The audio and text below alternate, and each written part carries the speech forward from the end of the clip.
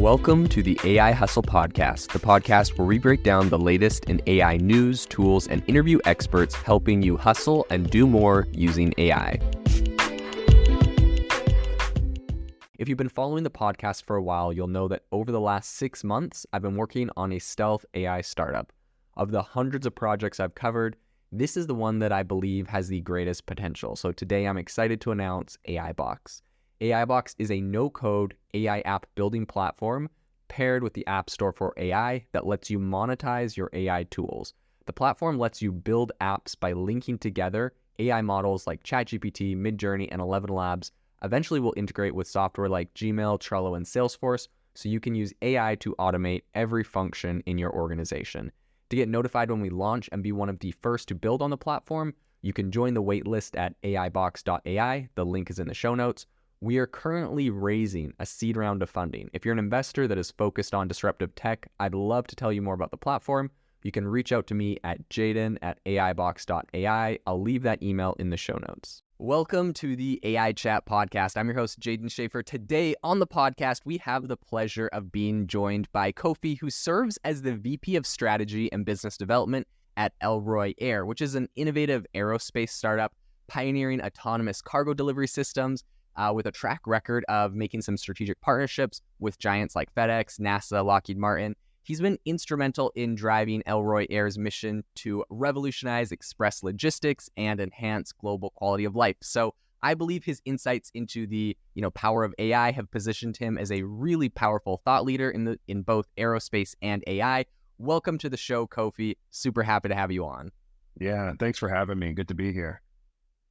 So we're super excited, like I said, to have you on the show. The question I really wanted to kind of kick this off with in asking you is how did your journey in the AI field begin? What led you to Elroy Air? Give us a little bit about your background.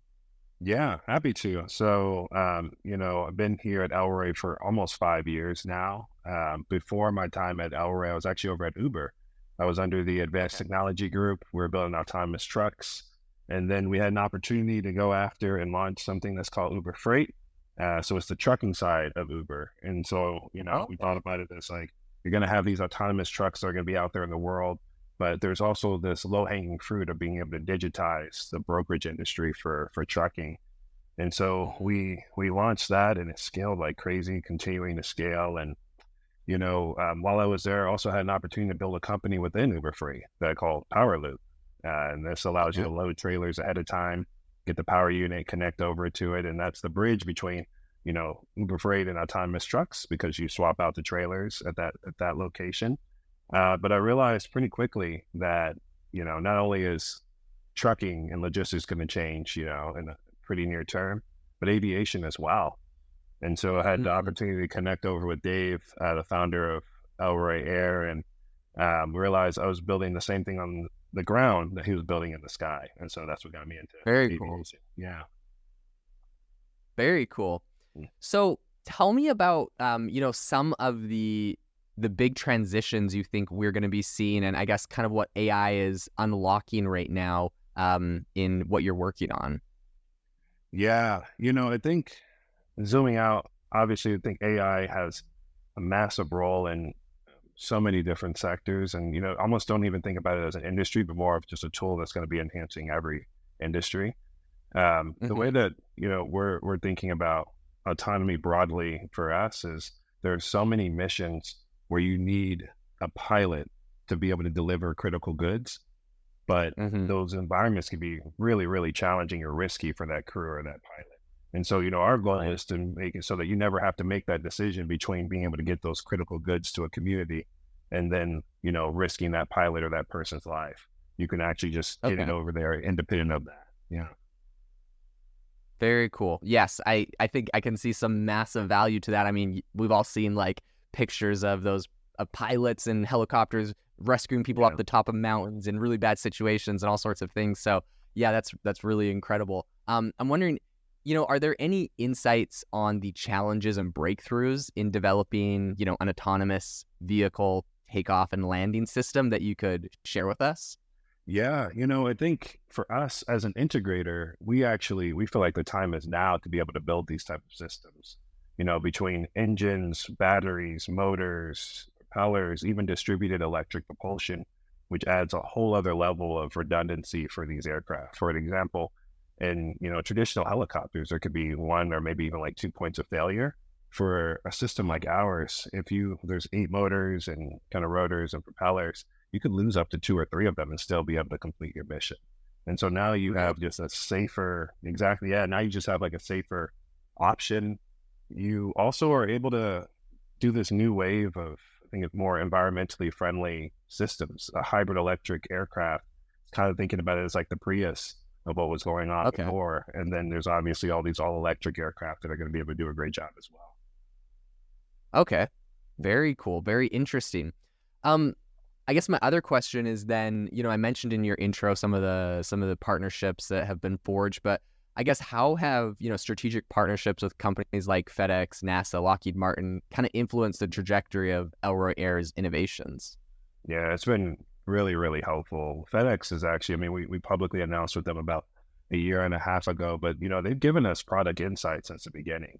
And so if you look at Mm, the configuration of our aircraft, we have the actual cargo pod itself decoupled from the aircraft. And so you can load the cargo pod ahead of time, and then, the aircraft will come over, taxi it, and be able to take off. What we learned pretty early on from specifically from FedEx was that we would need to make that cargo pod, as large as possible because from a volume perspective, a lot of times they could right. be shipping something that could be pretty small, but the actual package should be, a little bit larger. And so they're going to volume out before they weigh out. And so we're able to Gotcha. do that. And then with the Air Force, and groups like Lockheed Martin as well, who are, Lockheed Martin's an investor. We have contracts with the Air Force. We wanted to make sure that we built a system that was going to be useful for both the commercial and military resupply. And so being able to put those critical goods, food, medical supplies, whatever you need into that shipment means that those might end up being pretty bulky and heavy. So we could actually have a separate cargo pod for those as well. Yeah. Okay, very interesting, very interesting. Now, of course, there's a lot of people that are kind of looking at this space. I mean, I see some of the work you're doing, and when I hear it, I'm like, oh my gosh, this is incredible. It revolutionizes so much. I think a lot of people are getting really excited, of course, about AI and a lot of other things. Um, I'm wondering, what advice would you give to individuals who are kind of just starting out in AI and the aerospace fields, kind of based off of some of your experiences? Yeah. I think there's maybe 2 or 3 things that have been helpful for me. Hopefully they're helpful for other people too. Uh, One is to try and think about where you imagine the future of this space is going to look like in the next, I would say, like 10 to 15 years, because aerospace just Uh-huh. takes a long time to truly be able Yeah. to disrupt.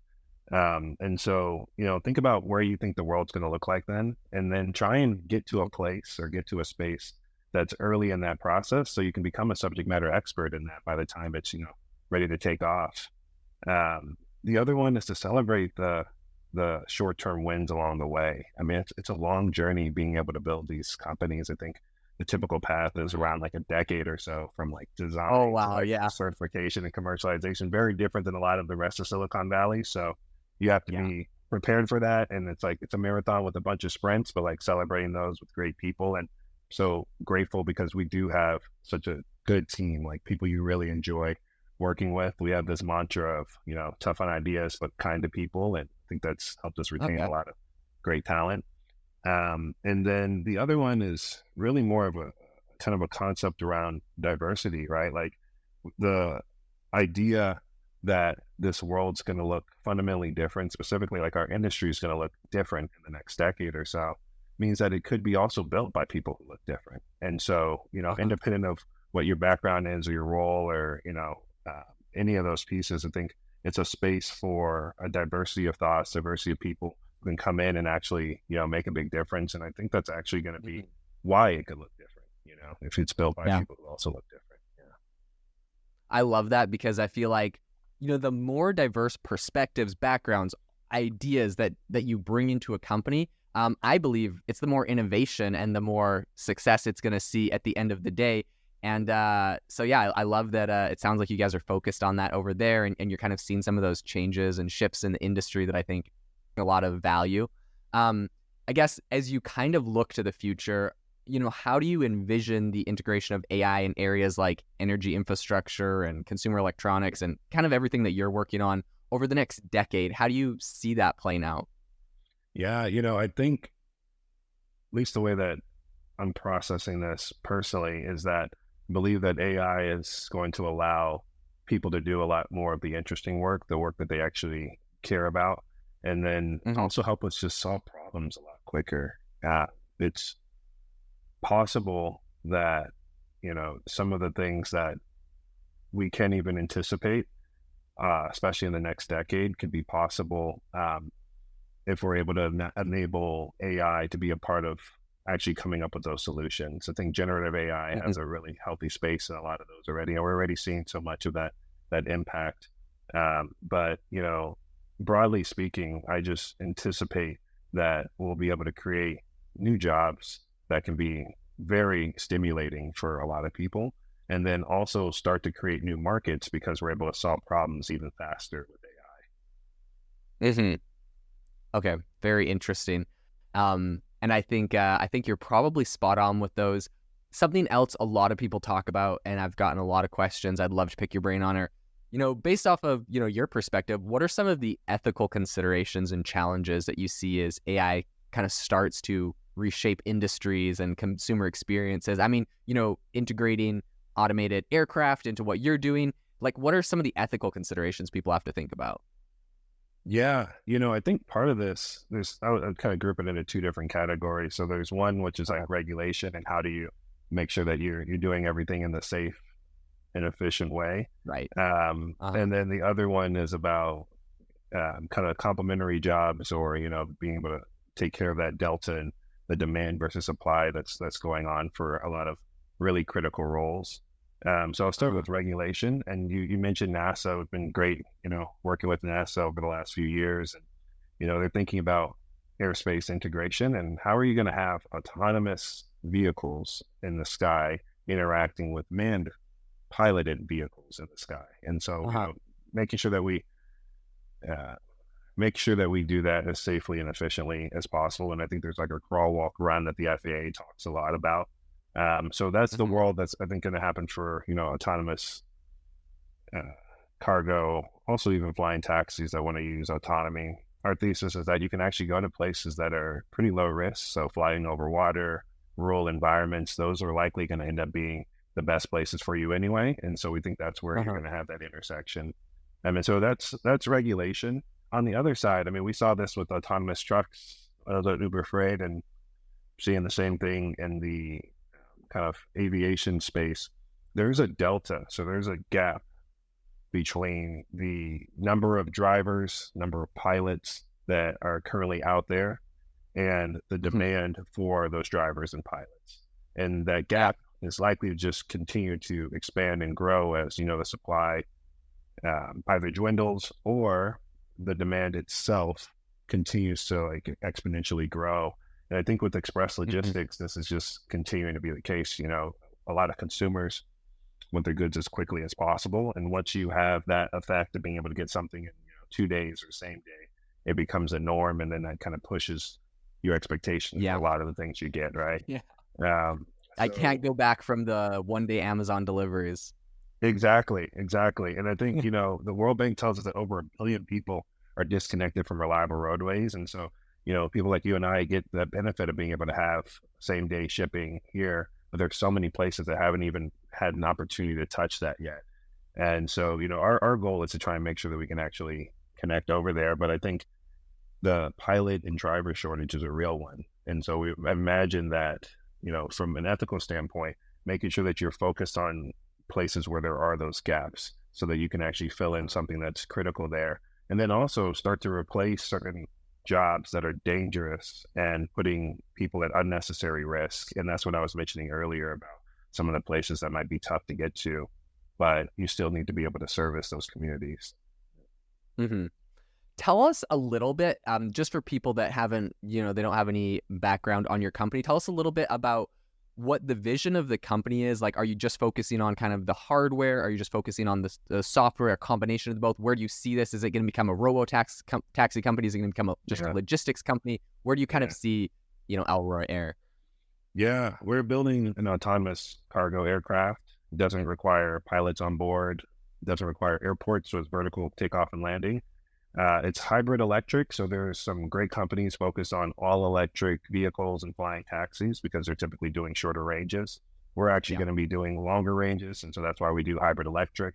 You also don't need that charging infrastructure. So when you think about servicing humanitarian markets or military resupply or rural commercial deliveries or any of those, they're likely not going to have, superchargers there.